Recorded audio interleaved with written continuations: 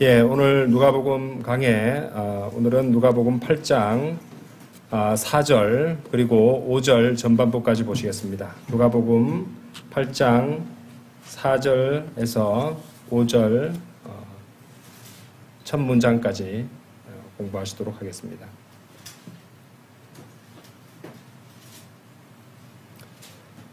네, 제가 받들어 읽겠습니다. 그리고 많은 백성이 한데 모여 모든 도시에서 저마다 그분께로 나아오자 그분께서 비유로 말씀하셨느니라. 어떤 씨 뿌리는 자가 자신의 씨를 뿌리러 밖으로 나갔더라.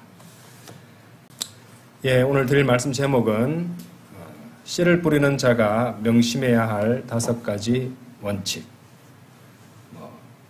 씨 뿌리는 자가 명심해야 할 5가지 원칙. 이런 제목으로 말씀을 선포하도록 하겠습니다. 이번 주부터 한 3주 정도, 이번 주 포함해서 한 3주 정도 되겠습니다. 씨 뿌리는 자의 비유에 대해서 우리가 꼼꼼하게 살펴보고 공부하겠습니다. 오늘 이제 이 8장 4절부터 이렇게 이제 주님께서 비유로 말씀하셨느니라 이러면서 5절부터 씨 뿌리는 자의 비유가 이제 본격적으로 시작되는데요. 이 씨 뿌리는 자의 비유는 이제 마태복음에도 나오고 마가복음에도 나옵니다. 그래서 마태복음 13장 1절부터 23절까지 나오고요. 마가복음에는 4장 1절에서 20절에도 나옵니다. 오늘 보시는 이제 누가복음 8장에도 씨 뿌리는 자의 비유가 나오는데 이렇게 공관복음 이제 그러니까 마태, 마가, 누가복음 이 세 권을 공관복음이라고 하는데 이 세 권의 복음서에 공이 등장하는 몇 안 되는 비유들 가운데 하나가 바로 오늘부터 공부하시는 이 씨 뿌리는 자의 비유입니다. 또 이제 이 누가복음에서도 이 8장에 나오는 씨 뿌리는 자의 비유는 그 비유에 대한 해석이 문맥 안에서 또 곧바로 주어지는 유일한 경우라고도 할 수 있죠. 그만큼 이 씨 뿌리는 자의 비유는 특별하다고 하겠습니다. 자, 우리가 이제 본격적으로 공부하기에 앞서서 이제 잘 아셔야 될 것이 이 마태복음 13장에 나오는 씨 뿌리는 자의 비유와는 다르게 이제 누가복음에 나오는 이 씨 뿌리는 자의 비유는 자, 하나님의 왕국 신비들에 관한 것이라는 것이죠. 그러니까 마태복음 13장에 나오는 씨 뿌리는 자의 비유는 비슷하게 보여도 그것은 하늘의 왕국에 관한 것이지, 이제 우리가 지금 누가복음에서 보는 것처럼 하나님의 왕국 신비들에 관한 그런 비유가 아니라는 것이죠. 왜냐하면 여기 누가복음 8장을 펼쳐 놓으셨는데 10절에 보시면은 너희에게는 하나님의 왕국 신비들을 알도록 그것이 주어지는도다 이렇게 예수님께서 말씀하시거든요. 그러니까 누가복음 8장 10절은 이제 이 씨 뿌리는 자의 비유, 누가복음 8장의 씨 뿌리는 자의 비유의 경우는 이것은 하나님의 왕국 신비에 관한 것이구나 이렇게 이해를 하시면 됩니다. 그렇죠? 그래서 이제 그 마태복음 13장에 나오는 버전하고 이제 누가복음 8장에 나오는 버전은 서로 다른 종류의 씨 뿌린 자의 비유다 이렇게 정리를 해두셔야 됩니다. 마태복음 13장 11절 한번 열어보세요. 여기 오늘 본문 말씀 끼워놓으시고 마태복음 13장 11절에 보시면은 무엇이라고 말씀하시냐면은 직접 보는 게 제일 좋습니다. 보면은 자, 그분께서 그들에게 대답하여 이같이 말씀하셨느니라. 이는 하늘의 왕국의 신비들을 아는 것이 너희에게 주어지나 그들에게는 그것이 주어지지 아니하기 때문이라. 이렇게 나오죠.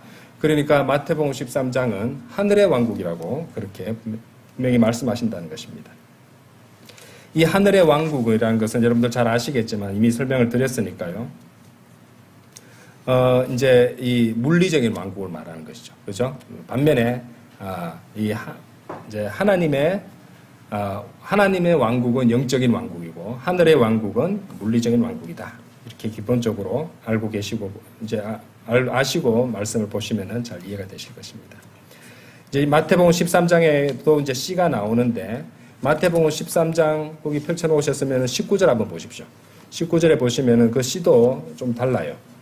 이 19절에 보시면 마태복음 13장 19절에 보시면 어떤 이가 왕국의 말씀을 듣고 이렇게 나온다 그러면요. 그렇죠? 이해하지 못하면 이런 식으로 그 사악한 자가 와서 그의 마음속에 뿌려진 것을 채가느니라. 그러니까 이 사람이 길가에서 씨를 받아들인 자라 이렇게 말씀하시잖아요. 그러니까 이 씨 뿌린 자의 비유, 이 마태복음 13장의 씨 뿌린 자의 비유에서 그 씨는 왕국의 말씀이라는 것을 우리가 알 수 있고요. 그렇죠?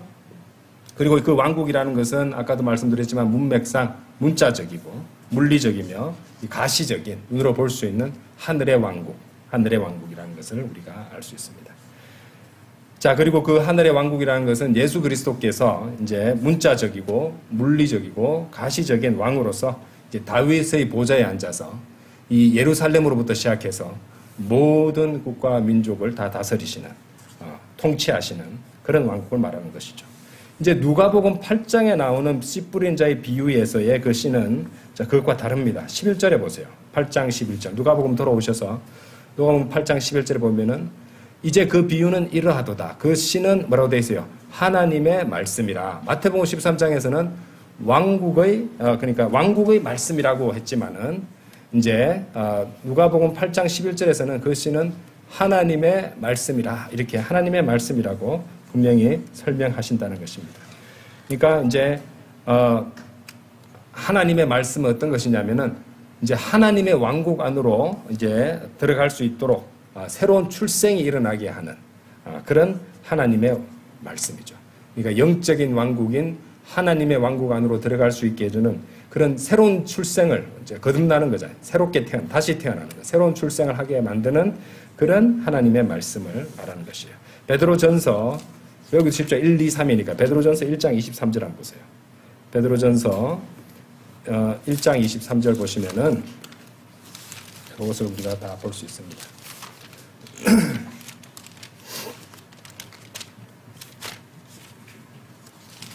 자, 읽어보겠습니다.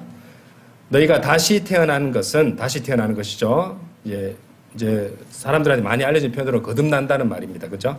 다시 태어난 것은 썩을 수 있는 씨에서 난 것이 아니요 썩을 수 없는 씨에서 난 것이니 살아있고 영원토록 거하는 뭐라고 되어 있어요? 하나님의 말씀에 의한 것이라. 그래서 하나님의 말씀, 누가복음 8장에 나오는 씨는 하나님의 말씀이고 그 말씀에 의해서 다시 태어나는 것. 새로운 영적인 출생, 영이 다시 태어나는 그것을 가리키고 있다는 것입니다. 그리고 하나님의 왕국은 물리적인 하늘의 왕국과는 달리 영적인 왕국이라는 것이죠. 그래서 한 구절 더 보겠습니다. 하나님의 왕국에 관해서는 로마서 14장 한번 열어보세요. 로마서 14장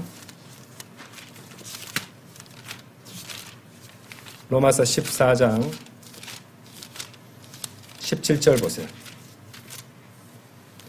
이는 하나님의 왕국은 먹는 것과 마시는 것이 아니요 다만 성령님 안에서 의와 화평과 즐거움이기 때문이라. 영적인 왕국이라는 것입니다. 자, 그래서 이제 이 비유만 해도 이제 명확하게 탁 이렇게 해설을 갖다가 해주지 않으면은 잘 이해하지 못하기 때문에 어려운데, 이 비유도 이제 예수님께서는 이제 씨 뿌리는 자의 비유를 갖다가 이제 물리적인 왕국인 하늘의 왕국, 영적인 왕국인 하나님의 왕국, 그것에 따라서 각각 다르게 마태복음 13장에서도 주셨고 누가복음 8장에도 주셨다는 것입니다. 이렇게 비유로 설명하시는데 왜 주님께서는 비유로 설명을 하실까요? 왜 비유로 가르침을 주실까요? 그 이유가 다시 누가복음 돌아오셔서 8장 10절에 나오고 있습니다. 자, 8장 10절에서는 뭐라고 되어 있냐면요. 그 8장 10절 후반부 보세요. 이는 그들이 보아도 보지 못하게 하려 하며 그들이 들어도 이해하지 못하게 하려 함이라. 보아도 보지 못하게 하고 들어도 이해하지 못하게 하려 함이라고 말씀하십니다. 그러니까 이 비유의 목적이 이제 하나님께서는 마음을 보시기 때문에 이제 하나님의 말씀을 받아들이려고 하는 사람한테는 보이고 또 이해할 수 있게 하시지만은 그것을 거부하려는 그런 마음을 갖고 있는 사람한테는 숨겨지도록 하게 만들기 위해서 사용하신 장치가 비유라는 겁니다. 그렇죠? 그래서 눈에 보이지 않는 것들을 갖다가 눈에 보이도록 설명하기 위해서 그런 그림이나 비유를 사용하시기도 하지만은 동시에 그것은 여러 가지 이제 기능이 있잖아요. 그죠? 동시에 그것은 사람의 마음에 따라서 그것이 보이고 이해되게도 하실 수 있고 아예 보이지 않고 이해할 수 없게도 만드실 수 있는 그런 목적으로 사용하신다는 것을 우리가 또 비유의 또 새로운 기능을 또 우리가 여기서 볼 수 있습니다. 그렇죠? 그래서 주님께서는 진리를 원하지 않는 자들에게는 진리가 숨겨지게 만드신다는 것이죠. 그렇죠? 자, 그래서 이제 이 주님을 따랐던 제자들은 이제 당시 종교 지도자들과는 달리 이제 아주 순수한 마음으로 주님 앞에 나왔던 것이지만은 당시의 기득권층의 종교 지도자들은 이제 주님의 말씀, 그 진리를 거부하고 트집 잡고 비판하려고 하고 어떤 마음의 완악함, 이런 의도를 가지고 주님께 질문하고 다가왔기 때문에 그들에게는 이제 이런 것들이 숨겨지는 것이에요, 진리가. 그렇죠? 근데 예수님께서는 이제 아주 순수한 의도로 주님께 나오게 되니까 주님께서 아주 순순히 그 비유의 해석을 그대로 이제 다 알려주시고 그들은 그것을 깨닫게 된다는 것이고 또 더 많은 것을 받을 수 있게 된다는 것이죠. 그렇죠? 마음에 따라 달라지는 겁니다. 이 마음이라는 게 상당히 중요합니다, 여러분들. 사실 인생의 모든 문제가 마음에서 나오는 것이고요. 또 하나님의 말씀을 읽을 때 하나님의 말씀은 또 그 사람의 마음을 또 다 보고 계시는 것입니다.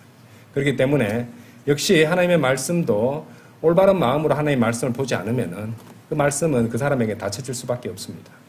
설명을 듣고 주석서를 본다고 해도 그 사람한테는 제대로 깨닫지 못하게 된다는 것이죠. 왜? 하나님은 마음을 보시기 때문에 그렇다는 것입니다. 자, 그러면 이제 5절 전반부 이제 자세히 살펴보도록 하겠습니다. 누가복음 8장 5절. 어떤 씨 뿌리는 자가 자신의 씨를 뿌리러 밖으로 나갔더라. 자, 이 문장 상당히 위대하고 중요한 말씀입니다. 그 영어 한번 보세요, 영어. A sower, 한 씨 뿌리는 자가 went out, 나갔습니다. To sow, 씨를 뿌리기 위해서. 자, 무슨 씨를 뿌리냐면은 his seed입니다. 굉장히 중요합니다. 그의 씨앗이에요. 그의 씨를 뿌리러 나갔다는 말입니다. 그렇죠?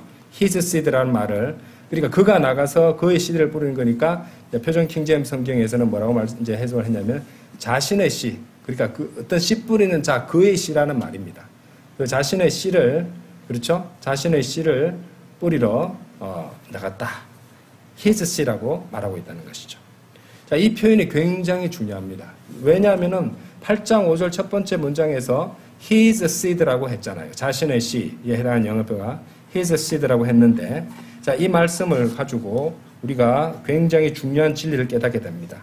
이 씨 뿌리는 자가 바로 예수 그리스도시구나.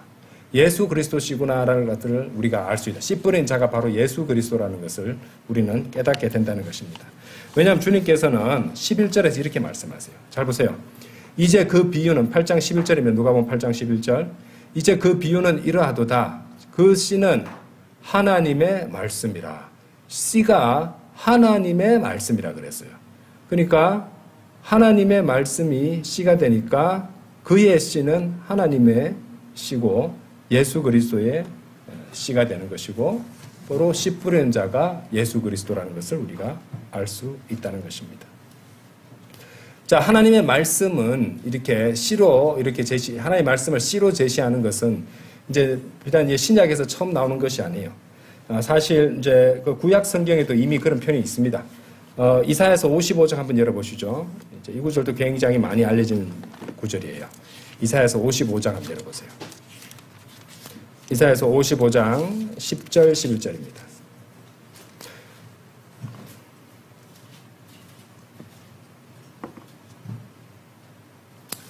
자, 제가 읽겠습니다. 이는 마치 비와 눈이 하늘로부터 내려와서 거기로 되돌아가지 아니하고 오히려 땅에 물을 주고 그것이 열매를 내게 하고 싹을 틔워서 그것이 씨 뿌리는 자에게는 씨를 먹는 자에게는 빵을 주는 것 같이 나의 입에서 나가는 내 말도 그러하도다.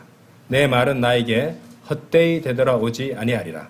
오히려 그것은 내가 기뻐하는 것을 이행할 것이요 내 말은 내가 그것을 그리로 보낸 것 안에서 형통하리라. 이렇게 말씀하십니다.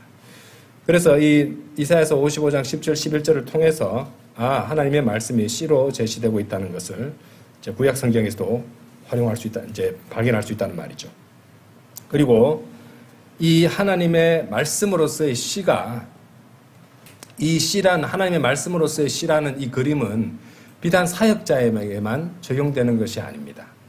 이것은 모든 믿는 자들에게 이제 하나님의 말씀으로서의 씨가 적용된다는 것을 우리는 성경 기록을 통해서 알 수 있는데 바로 오늘 자세히 살펴보게 될 전도서 11장이에요.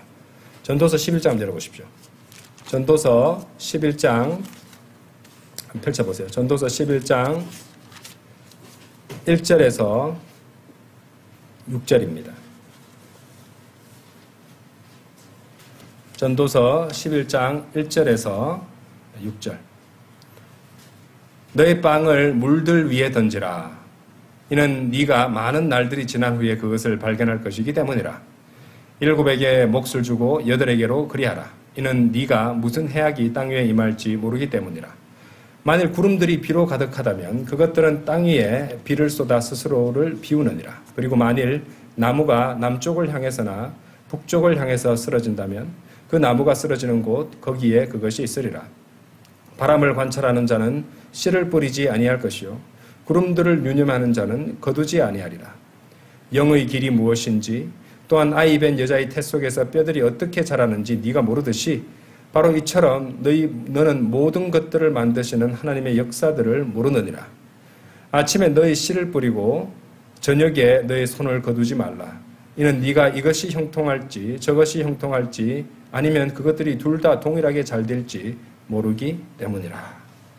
여러분들 알쏭달쏭할 것 같으면서도 알 것도 같고 그죠? 예, 조금 어려운 말씀 같기도 하고 이렇게 되지만은 사실 이 말씀 오늘 이 전도서 11장 1절에서 6절에는 굉장히 위대한 진리가 담겨 있습니다. 그래서 씨 뿌리는 자의 비유를 본격적으로 다음 주, 그 다음 주 이렇게 살펴보시기에 앞서서 오늘 저 제목 말씀대로 씨 뿌리는 자가 명심해야 될 5가지 원칙들을 이 말씀을 통해서 여러분들에게 제시하고자 합니다. 자, 씨 뿌리는 자가 명심해야 될 5가지 원칙들. 첫 번째로 씨를 뿌리면 반드시 그 결실을 보게 될 것이라는 것이에요. 첫 번째 원칙입니다. 씨를 뿌리게 되면 반드시 그 결실을 보게 된다는 것입니다. 이 전도서 11장 1절 다시 보세요. 너의 빵을 물들 위에 던지라. 이는 네가 많은 날들이 지난 후에 그것을 발견할 것이기 때문이라. 성경 기록은 그것을 발견할 것이라고 말씀하십니다. 그렇죠? 하나님의 말씀이 이제 빵에도 그렇죠? 빵에도 비유됩니다. 그렇죠? 씨에도 비유되지만 빵에도 비유되거든요. 그리고 이 빵을 물들 위에 던지면 많은 날들이 지난 후에 그것을 발견할 것이기 때문이라. 이렇게 물들 위에 빵을 던지라고 명령하시는 것이죠. 자, 왜 결실을 보게 되는 것을 우리가 확신할 수 있냐면요. 아까도 보셨듯이 하나님께서는 그분의 말씀이 하나님의 말씀이 결코 헛되이 되돌아오지 않게 하실 것이라고 이사야서 55장 11절에서 약속하셨기 때문입니다. 제가 다시 읽어드릴게요. 나의 입에서 나가는 내 말도 그러하도다. 내 말은 나에게 헛되이 되돌아오지 아니하리라. 오히려 그것은 내가 기뻐하는 것을 이행할 것이요 내 말은 내가 그것을 그리로 보낸 것 안에서 형통하리라. 이사야서 55장 11절에서 분명히 내 말은 나에게 헛되이 되돌아오지 아니하리라고 말씀하셨거든요. 우리가 말씀의 씨앗을 뿌리면 그 빵을 물 위에 던지면 말씀을 선포하고 전하면 그것은 헛되이 되돌아오지 않는다는 것입니다. 반드시 그 결실을 보게 된다는 것이죠. 그렇기 때문에 우리가 말씀의 씨를 뿌릴 때 때때로 즉각적인 결과가 보이지 않는다 하여 낙심하거나 실망해서는 안 된다는 것입니다. 그렇죠?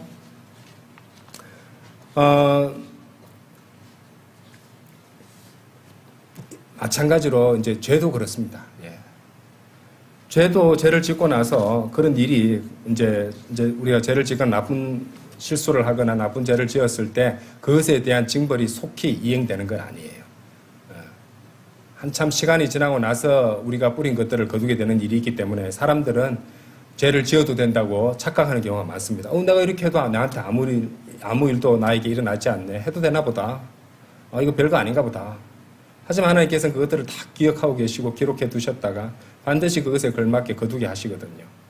예, 무시무시할 만큼 정확하게 거두게 하시고 같은 종류로 거두게 하시고 더 많이 거두게 하시고 그렇게 하십니다. 자, 좋은 것도 마찬가지죠. 그죠? 말씀의 씨앗을 뿌렸다면요. 헛되이 되돌아오지 않습니다. 당장 내가 원하는 방식과 내가 원하는 시점에 그 결실이 나타나지 않는다고 해서 그것이 헛되이 이제 되돌아오거나 아무 소용없는 것이 아니에요. 그것은 적합한 때가 되면 다 결실로 나타나게 된다는 것입니다. 그렇죠? 성경 기록은 또 이제 약속하신 열매가 결국에는 나타날 것이라는 것을 여러 군데에서 증거하시는데요. 갈라디아서 6장 9절 한번 보세요. 갈라디아서 6장 9절. 그죠?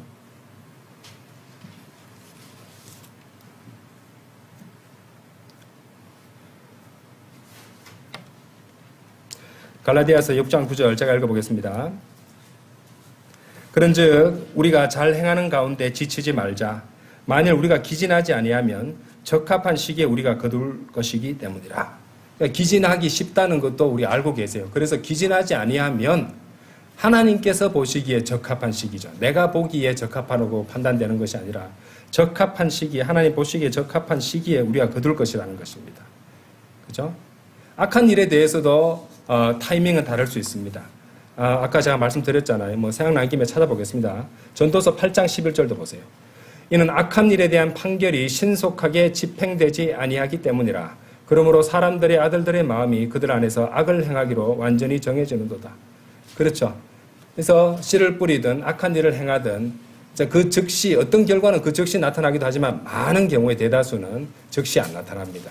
그렇기 때문에 사람들이 아주 대담해지는 것이에요. 악을 행하기로 완전히 이제 그 마음이 정해져 버린다는 것이죠. 그래서 그 마음이 드러나게 돼 있다는 것입니다.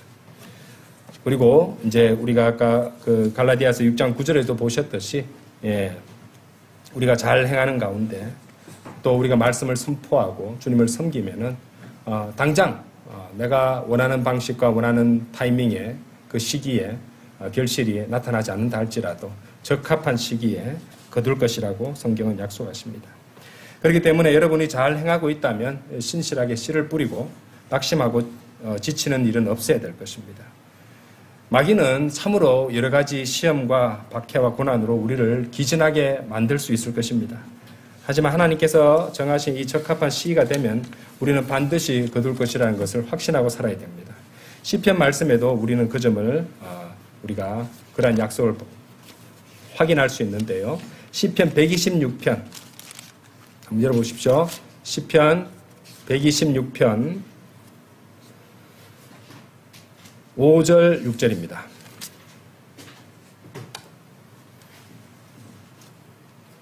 눈물들을 흘리며 씨를 뿌리는 자들은 즐거움으로 거두리로다. 귀한 씨를 가지고 나가면서 우는 자는 반드시 크게 기뻐하며 자신의 단들을 가지고 돌아오리로다. 그죠? 여기 분명히 말씀하십니다. 하나님을 거부하고 증오하는 자들, 죄악을 사랑하는 자들, 어둠을 좋아하는 사람들로 가득 찬 곳에서 하나님의 말씀을 선포하는 것은 그리 유쾌한 일은 아닙니다. 그러려면은 사실은 이제 육신은 울 수밖에 없어요.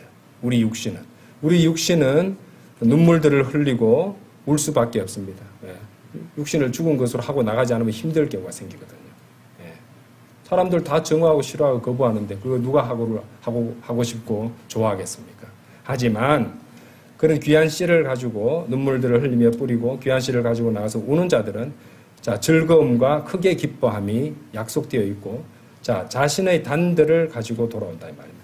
자신의 단들, 자신이 이룬 그 수확한 것들을 가지고 돌아온다고 약속하고 계신다는 것입니다. 결실이 있다는 것입니다. 눈물과 수고가 있죠. 그리고 그런 어떤 또 변하지 않고 불쾌하고 힘든 그런 감정도 있을 것입니다. 하지만 그렇다 할지라도 말씀을 선포하고 뿌린 자는 그 씨를 뿌린 사람은 반드시 즐거움과 큰 기쁨으로 거두게 된다는 약속입니다. 그래서 반드시 우리는 이제 씨를 뿌렸다면 열매들과 단들을 가지고 돌아오는 때가 있다는 것을 확신하고 믿고 그렇게 씨를 뿌려야 된다는 것이죠. 씨 뿌리는 자가 명심해야 될 원칙들 두 번째로요. 씨 뿌리는 자는 넉넉하게 뿌려야 됩니다. 넉넉하게 뿌려야 돼요. 전도서 11장 다시 가보세요. 전도서 11장 2절이에요. 2절.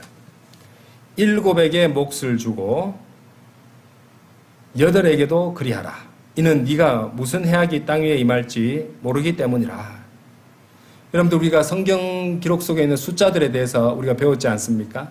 7은 성경에서 완전과 완성을 의미한다는 것을 배웠어요. 그러면 7을 주면은 7에게 몫을 줬으면 충분하다고 생각할 수 있습니다. 완전하게 다 줬으니까요. 완성했습니다. 그런데 성경은 뭐라고 말씀하시냐면요. 완전한 7에서 더 나아가 8에게로 그리하라. 라고 한 단계 더 나아가서 그렇게 이제 몫을 주라고 명령하십니다. 그렇죠? 이런 원리예요. 7에 줬다고 다 됐다고 충분하다고 생각하지 말고 더 나아가서 넉넉하게 주라는 겁니다. 8에게도 몫을 주라는 것입니다. 이런 7과 8의 원리가요. 자, 시편 90편 한번 열어보세요. 여기도 나와요. 시편 90편. 90편 10절 보세요.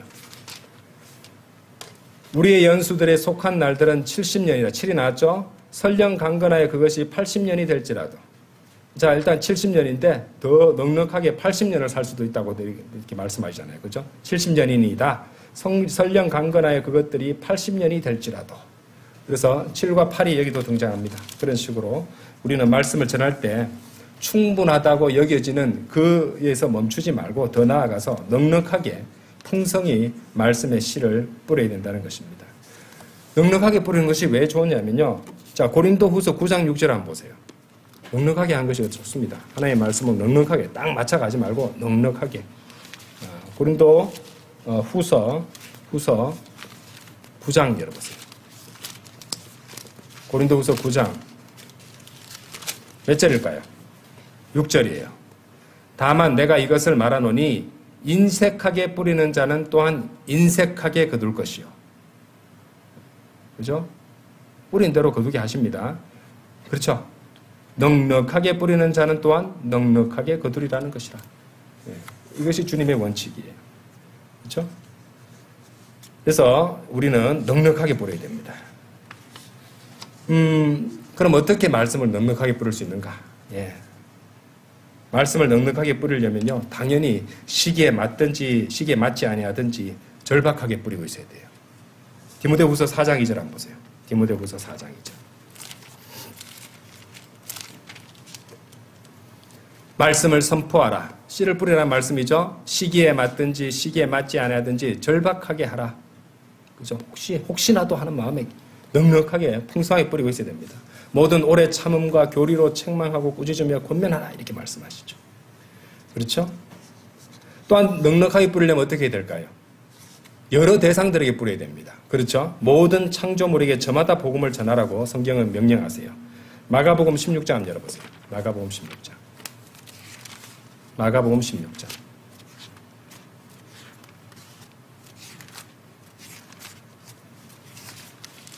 16장 15절이에요.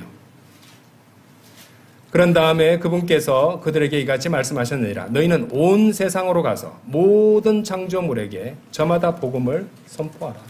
그렇죠? 그래서 시기에 맞든지 맞지 않든지 아니하든지 절박하게 선포하고 모든 창조물들에게 선포하고 그렇게 넉넉하게 풍성하게 선포하고 씨를 뿌리고 있어야 됩니다. 그렇죠? 이 정도면 됐겠지. 그거 좀 완전히 다 된 것 같아. 아니, 거기서 더 나아가서 더 풍성하게 말씀을 뿌리는 일에 대해서 말씀의 씨를 뿌리는 일에 있어서는 그렇게 멈추지 말고 풍성하게 넉넉하게 그렇게 뿌려야 된다는 것입니다. 자, 씨 뿌리는 자가 명심해야 될 원칙들. 세 번째로 씨 뿌리는 자는 환경과 상관없이 환경에 구애받지 말고, 그렇죠? 환경에 구애받는 일 없이 하나님의 말씀을 뿌려야 됩니다. 전도서 11장 다시 돌아가 보세요. 자, 11장 3절 4절이에요. 만일 구름들이 비로 가득하다면 그것들은 땅 위에 비를 쏟아 스스로를 비우느니라. 그리고 만일 나무가 남쪽을 향해서나 북쪽을 향해서 쓰러진다면 그 나무가 쓰러지는 곳 거기에 그것이 있으리라. 바람을 관찰하는 자는 씨를 뿌리지 아니할 것이요 구름들을 유념하는 자는 거두지 아니하리라. 이렇게 말씀하십니다. 자, 이게 뭐 나오는 요소들을 한번 보세요. 비를 쏟는 구름이 나와요. 비를 쏟는 구름들이 비로 가득하다면 그것들은 땅 위에 비를 쏟아 스스로를 비우느니라. 여러분들 구름에 비가 가득 있는데 그 구름이 땅 위에 비를 쏟아서 스스로를 비우는 것을 우리가 통제할 수 있습니까? 이번에 이제 집중호우를 넘어서서 극한호우라는 그런 용어가 새롭게 만들어져서 이 언론에서 사용되는 것을 본 적이 있는데, 예, 비 피해로 많은 사람들이 삶의 터전을 잃기도 하고 피해를 많이 봤습니다. 돌아가신 분들도 있죠. 너무 안타깝게도. 예. 그런데 비가 많이 올 것 같다 예측만 할 수 있을 뿐이지 그것을 막을 수가 없어요. 인간이 막을 수 있어요, 그것을? 아니요. 예. 날씨는 누가 주관하세요? 하나님께서 주관하시는 것이에요. 비 오는 거 가지고 하늘을 대고 욕을 하면 됩니까? 안 돼요. 하나님께서 그분의 뜻을 이행하는 구름들을 쓰셔서 그렇게 주관하시는 것이 기상이고 날씨입니다. 그렇죠? 우리가 어떻게 할 수 있습니까?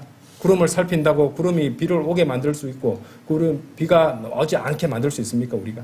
그렇게 할 수 없습니다. 자, 나무가 쓰러지는 것 한번 보세요. 나무가 쓰러지는 남쪽을 향해서나 만일 나무가 남쪽을 향해서나 북쪽을 향해서 쓰러진다면 그 나무가 쓰러지는 곳 그것이 거기에 있으리라 라고 되어 있습니다. 나무가 쓰러지게 되면은 그러니까 나무가 쓰러지는 것 나무가 북쪽으로 쓰러지면 북쪽으로 쓰러지게 거기에 있는 것이고 남쪽으로 쓰러지면 남쪽으로 쓰러져서 그렇게 있는 겁니다. 바꿀 수 있습니까? 벌목꾼이 엄청난 아름드리 나무를 잘랐을 때 한쪽으로 넘어가면은 그 넘어갔다 갑자기 반대쪽으로 할 걸 하고 바꿀 수 있어요? 못 바꿉니다. 그처럼 이제 이 인간들이 살아가는 이 세상에서 이 인생사 세상사에서 일어나는 여러 가지 재난과 재앙과 비극에 대해서 우리 인간이 할 수 있는 일이란 없습니다. 우리가 통제력을 행사할 수 없습니다. 그것을 행사하시는 분은 하나님이시고 성경 기록만이 그걸 통제할 수 있는 것이죠. 이 예언대로 다 되는 것이니까요. 그렇죠? 인간은 전혀 통제권이 없습니다. 우리가 통제권을 갖고 있지 않은 것에 대해서 그것만 바라보고 있다면은 우리는 많은 것을 놓치게 될 수 있다는 것입니다. 자, 한번 생각해 보세요. 우리가 지금 사는데 여러 가지 정치 문제 있잖아요. 그죠? 이제 우리나라 지금 현재 지금 상황 많이 시끄럽죠? 또 이제 또 이제 세계 전체 정세 같은 것들 지금 보면은요 이제 주님께서 오실 때가 다 되어 간다는 것을 우리가 확실히 체감할 수 있는 것이 미국의 대통령이 이 전 세계를 갖다가 호령하는데 뭐 가지고 호령합니까? 세금 가지고 하잖아요. 그죠? 세금. 성경의 예언하고 이전에 있었던 일들하고 비교해 봤을 때 주님께서 태어나실 때도 세금을 가지고 전 세계를 갖다가 쥐었다 놨다 하는 자가 있었잖아요. 그죠? 이제 차곡차곡 성경대로 이루어지는 그런 시대에 살아가고 있습니다. 자, 그런데 그런 것들을 갖다가 우리가 성경을 통해서 이런 일이 일어나고 있구나. 하나님 말씀대로 이루어져 가고 있구나. 하나님의 시간표는 째깍째깍 목표한 그런 사건들을 위해서 향해서 가고 있구나. 하고 그것은 우리가 알 뿐이지 그것에 대해서 우리가 적극적으로 참여한다고 해서 우리 뜻대로 바꿀 수 있습니까? 없습니다. 하나님의 계획을 벗어난 다른 방향으로는 절대로 안 됩니다. 하나님께서 북쪽으로 쓰러지라 하면 북쪽으로 쓰러지는 것이고요. 남쪽으로 쓰러지라 하면 그 나무는 남쪽으로 쓰러질 수밖에 없는 것입니다. 그래도 그런 사람이 이제 권력을 쥐면은 그럴 수는 없지. 그렇게 해서는 안 돼. 하나님 제발 그 일만 일어나지 않게 해주십시오. 하나님께서 정하신 방식대로 그 계획대로 가는 것이지 그거 가지고 적극적으로 운동하고 이렇게 물리력을 행사하려고 하고 또 물질을 쓰고 아무리 애를 써도 하나님께서 정하신 대로 되는 것이지 우리에게는 어떠한 통제권도 없다는 것입니다. 짐승의 표. 사람들 관심이 많죠, 그죠? 또 무슨 일루미나티라든지, 무슨 로스차일드 가문이라든지, 딥스테이트라든지, 빌더버거스라든지, 뉴에이지 운동이라든지, 또는 신세계 질서라든지, 이런 것들에 대해서 이제 말세라든지, 적그리스도라든지, 또 무슨 공산주의의 계략이라든지, 중공의 계략이라든지, 부정선거라든지, 자유민주주의 같은 것들. 이런 것들이 아무리 중요하게 보이고 우리가 뭔가 해야 되는 거 아니야? 이런 생각이 든다 할지라도 그것에 주님의 뜻대로 계획대로 이 세상을 흘러가고 있구나. 이 정도 깨닫는 데서 그쳐야지 거기서 더 이상 우리가 할 수 있는 일은 없습니다. 그것들에 대해서 지나치게 관심을 갖다 보면은요 어떤 일이 벌어집니까? 바로 여기 나오잖아요. 그렇죠? 바람을 관찰하는 자는 씨를 뿌리지 않을 것이요 구름들을 유념하는 자는 거두지 아니하리라. 인간이 통제할 수 없는 것들에 대해서 하나님의 계획대로 이루어지고 있는 모든 것들에 대해서 애를 쓰고 뭐 사람들을 갖다가 이렇게 모아서 서로 세를 불리고 그렇게 해서 어떤 영향력을 행사하려 하고 그건 의미가 없다는 거예요. 그렇게 하면 할수록 어떻게 되는 거예요? 하나님께서 모든 그리스도인들에게 하나님의 말씀을 주고 선포하라고 하셨는데 그 일에 대해서는 그냥 무관심하게 되어버린다는 것입니다. 성경에 말씀하시잖아요. 바람을 관찰하는 자는 씨를 뿌리지 않는다고 되어 있잖아요. 그렇죠? 씨를 뿌리고 있어야 되는데 바람만 보고 있다는 겁니다. 그렇죠? 그러니까 그런 것들에 지나치게 관심을 갖다 보면요. 혼들을 쟁취하는 일, 불행하고 전도지를 배포하는 일에 게을러질 수밖에 없다는 것입니다. 그렇죠? 여러분들 기압 배치나 구름의 이동, 풍향과 풍속에 열중하는 사람인 씨를 뿌리고 경작하기 힘든 법입니다. 그죠? 농부들이 기압골 배치 이런 거 따지고 있으면은 농사 짓겠습니까? 아니죠. 그렇죠? 기상학자가 농사 짓겠습니까? 아니죠. 그러므로 지금 우리가 살아가고 있는 이 마지막 날들의 여러 가지 징조들을 보면서 경각심을 가지고 시간이 얼마 남지 않았구나. 더욱더 복음을 전파해야겠구나. 말씀의 씨앗을 더 뿌려야겠구나. 이렇게 생각하는 것은 좋습니다. 하나님께서 기뻐하십니다. 그런데 그런 징조들을 따지고 그런 것들을 보면서 너무 빠져버려가지고 거기서만 집중하다 보면은 그런 사람들은 복음을 전하는 데 관심이 없어지는 것이죠. 그렇죠? 말씀과 복음 선포에 소홀하게 된다는 것입니다. 그리고 그런 진리를 담고 있는 말씀이 아주 놀라운 말씀이죠. 전도서 11장 3절 4절이 되겠습니다. 씨 뿌리는 자가 명심해야 될 원칙들 네 번째는요. 씨 뿌리는 자는 인생의 모든 연령대에서 뿌려야 됩니다. 전도서 11장 5절 6절이에요. 영의 길이 무엇인지 또한 아이 벤 자의 태 속에서 뼈들이 어떻게 자라는지 네가 모르듯이 바로 이처럼 너희 모든 것들을 만드시는 하나님의 역사들을 모르느니라. 6절 보세요. 아침에 너희 씨를 뿌리고 저녁에 너희 손을 거두지 말라. 이는 네가 이것이 형통할지 저것이 형통할지 아니면 그것들이 둘 다 동일하게 잘 될지 모르기 때문이라 이렇게 말씀하십니다. 자, 이 아침과 저녁이 뭐겠습니까, 여러분들? 인생의 아침과 인생의 저녁입니다, 여러분들. 인생의 아침과 인생의 저녁이에요. 그러니까 나는 어리다고 복음 안 전해도 된다. 나는 너무 나이가 많아서 복음 안 전해도 된다. 이런 게 없다는 겁니다. 그죠? 그리스도인은 나이가 어리든지 나이가 많든지 씨를 뿌려야 됩니다. 아침에 너희 씨를 뿌리고 저녁에 너희 손을 거두지 말라. 인생의 아침에 씨를 뿌리라고 명령하시죠? 개인 구령이 어렵다. 난 너무 어려서 개인 구령이 너무 힘들어요. 그럼 전도지를 나누면 됩니다. 그것도 힘들다면요. 복음의 성경 구절이 적혀있는 그 피켓 같은 것들을 들고 서 있으면 되는 겁니다. 그죠? 성경 팻말 같은 걸 만들어 들고 서 있어야 됩니다. 또 성경 기록은 또한 저녁에 씨 뿌리는 손을 거두지도 말라고 명령하시죠. 인생의 아침에 나는 많이 뿌렸고 점심 때도 많이 뿌렸으니까 나는 인생의 저녁에 뿌리기를 멈춰도 돼. 그런 건 없습니다. 죄송하지만. 그리스도인은요. 자신이 과거에 뿌린 씨앗으로 사는 사람이 아닙니다. 잘 들으세요. 중요한 것은 그리스도인이 지금 뿌리고 있느냐에 달린 거예요. 한번 생각해 보세요. 나는 1년 전에 성경을 정말 많이 읽었어. 올해는 좀 적게 읽어도 될 것 같아. 난 지난달에 성경을 굉장히 많이 읽었으니까 이번 달은 한 달 쉬려고. 그런 건 없습니다. 그렇죠? 지금 성경을 읽고 있느냐. 이게 중요하잖아요. 현재 뿌리고 있느냐. 이게 중요한 것입니다. 그렇죠? 과거에 내가 어떤 일을 했다. 이것은 현재 여러분의 신앙에 아무런 의미가 없습니다. 아까 다시 한번 강조드리지만 그리스도인은 과거에 어떤 했던 일에 뿌리 내리고 사는 사람이 아니에요. 과거에 뿌린 씨앗으로 사는 사람이 아닙니다. 중요한 것은 지금 뿌리고 있느냐. 지금 말씀을 선포하고 있느냐. 지금 말씀을 읽고 있느냐. 지금 기도하고 있느냐. 이겁니다.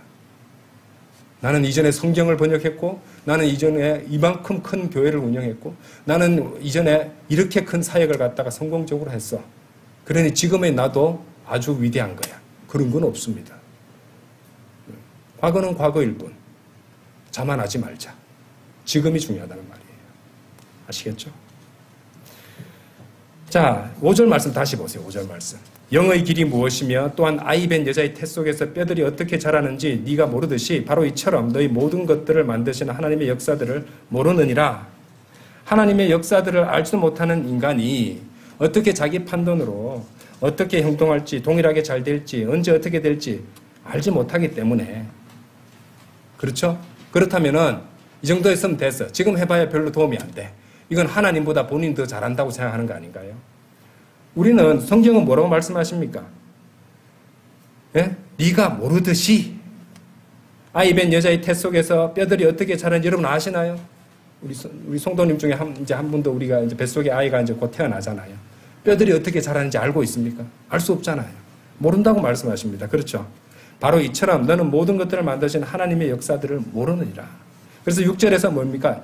이것이 형통할지 저것이 형통할지 아니면 그것이 둘 다 동일하게 잘 될지 모른다고 하시는 거예요.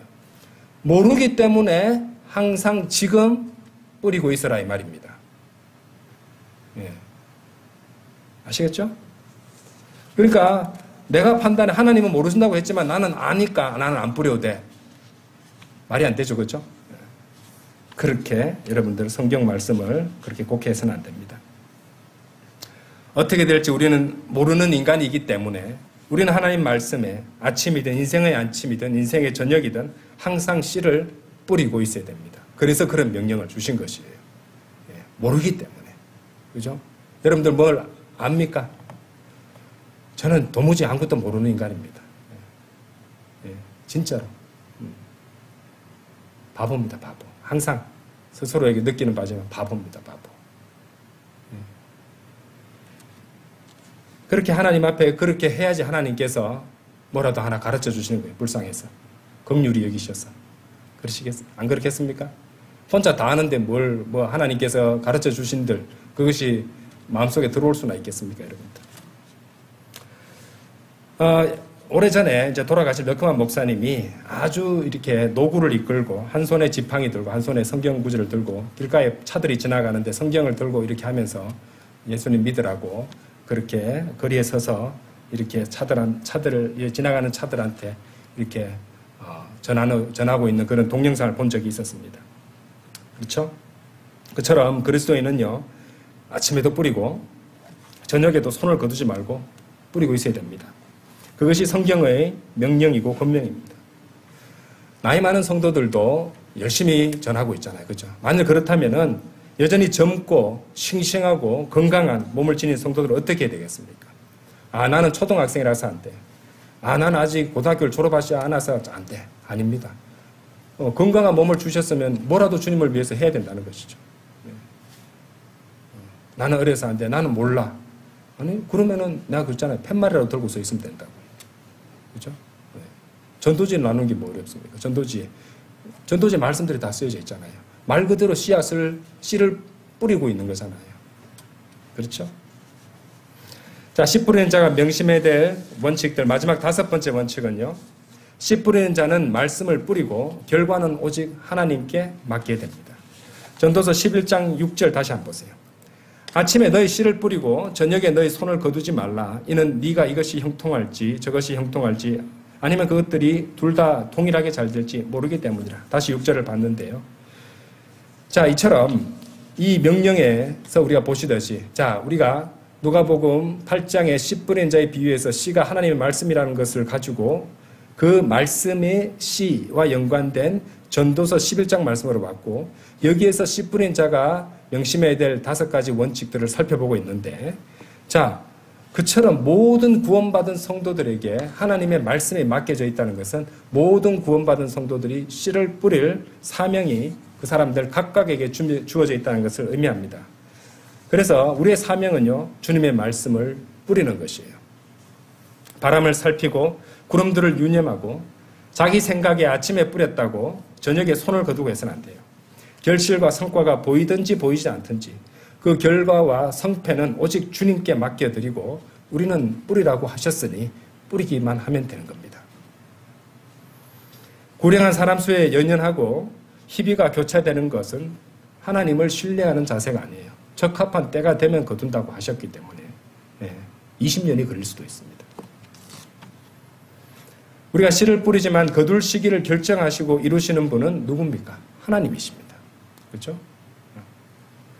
그러니까 하나님을 신뢰해야 된다는 것이죠. 아까도 말씀드렸지만 거리에서 전도지를 나눈다면 그 전도지 하나 한 장 한 장은 말씀의 씨들입니다. 그 씨를 뿌리고 있는 것이에요. 그리고 뿌리고 있다면요, 그걸로 된 겁니다. 말씀에 순종한 것입니다. 그리고 그렇게 말씀에 순종해서 씨를 뿌리고 복음을 선포했다면, 복음을 전했다면 그 다음은 주님을 신뢰하고 주님께 의탁드리면 된다는 것입니다. 성경은요, 심는 것뿐만 아니라 물 주는 자도 아무것도 아니라고 말씀하세요. 고린도전서 3장 한번 열어보세요.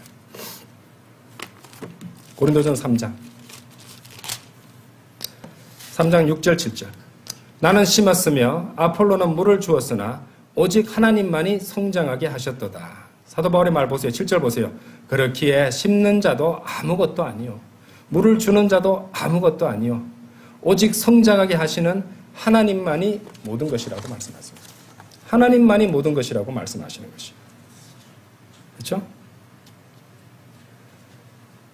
자, 사람은요, 그러니까 하나님께서 위탁하신 이 하나님의 말씀, 그 씨를 갖다가 심고 물 주는 것, 그까지만 할 수 있습니다. 예. 그리고 나머지 성장하게 해서 열매 맺고 하는 것은 이제 하나님께서 주시는 것입니다. 에스겔 3장 한번 열어보세요. 에스겔 3장. 에스겔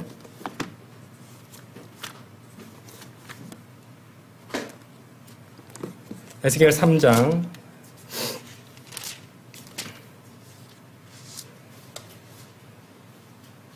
17절에서 19절입니다. 사람의 아들아, 내가 너를 이스라엘 집의 파수꾼으로 세웠노라. 그러므로 나의 입에서 나오는 그 말을 들으라. 그런 다음에 그들이 나에게서 나오는 경고를 주라. 그들에게 나에게서 나오는 경고를 주라. 전하라 이 말이죠. 18절. 내가 악인에게 말하기를 너는 반드시 죽으리라 하는데 네가 그에게 경고를 주지 아니하고 자신의 사악한 길에서 떠나 자기 생명을 구하도록 그 사악한 자에게 경고하는 말도 하지 아니할 때면 바로 그 사악한 사람은 그의 죄악 가운데 죽을 것이나 나는 그의 피를 너의 손에서 요구하겠노라. 뿌리라는 씨를 뿌리지 않아, 말씀을 전하지 않았으니까 말씀의 씨를 뿌리지 않은 것에 대해서 너의 손에서 그의 피를 요구하겠다고 말씀하세요. 19절 보세요. 그렇지만 만일 네가 그 사악한 자에게 경고하였는데 또 그가 그의 사악함에서나 그의 사악한 길에서도 돌이키지 아니하는 경우에는, 말씀을 전했는데도 이 사람이 돌이키지 않았어요. 구원받지 못했어요. 그가 그의 죄악 가운데 죽을 것이나 너는 너의 혼을 구출한 것이니라.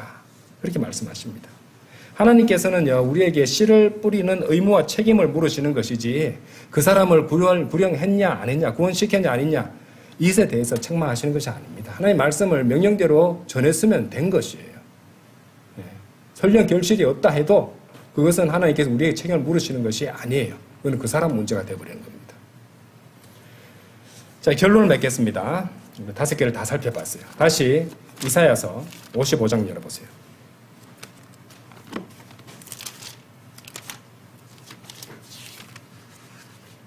이사야서 55장 11절 다시 보세요. 나의 입에서 나가는 내 말도 그러하도다. 내 말은 나에게 헛되이 되돌아오지 아니하리라. 오히려 그것은 내가 기뻐하는 것을 이행할 것이요 내 말은 내가 그것을 그리로 보낸 것 안에서 형통하리라.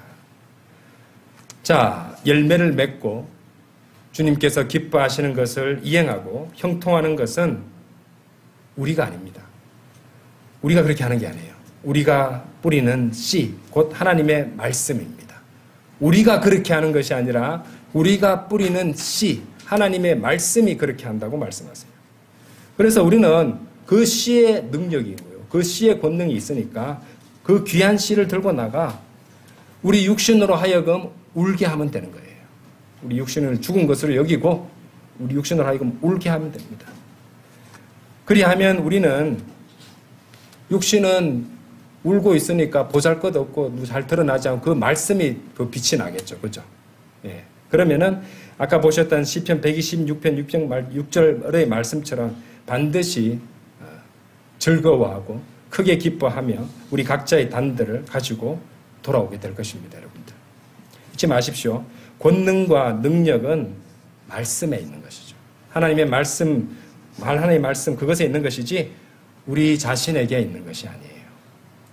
착각하시면 안 됩니다. 마지막으로 누가복음 4장 32절을 읽어드리고 마치도록 하겠습니다. 그러자 그들은 그분의 교리에 깜짝 놀랐으니 그분의 말씀에 권능이 있었기 때문이라. 우리가 전하는 그 말씀의 권능이 있는 것이고 여러분이 아침마다 펼쳐놓고 읽는 그 말씀의 권능이 있는 것이고 여러분들의 인생에서 변화를 일으키는 것도 그 말씀에 권능이 있기 때문에 그 말씀을 마음판에 생기고 순종하는 성도에게 귀한 변화가 생긴다는 것입니다. 오늘 여러분들에게 전해드린 이 5가지 씨 뿌린 자가 반드시 알아야 되는 5가지 원칙에 대해서 명심하시고 주님 오실 때까지 낙심하지 말고 게으름 피우지 말고 부지런히 씨 뿌리는 그런 자로서 주님께 발견되기를 간절히 바라곤 합니다. 다 같이 기도드리겠습니다.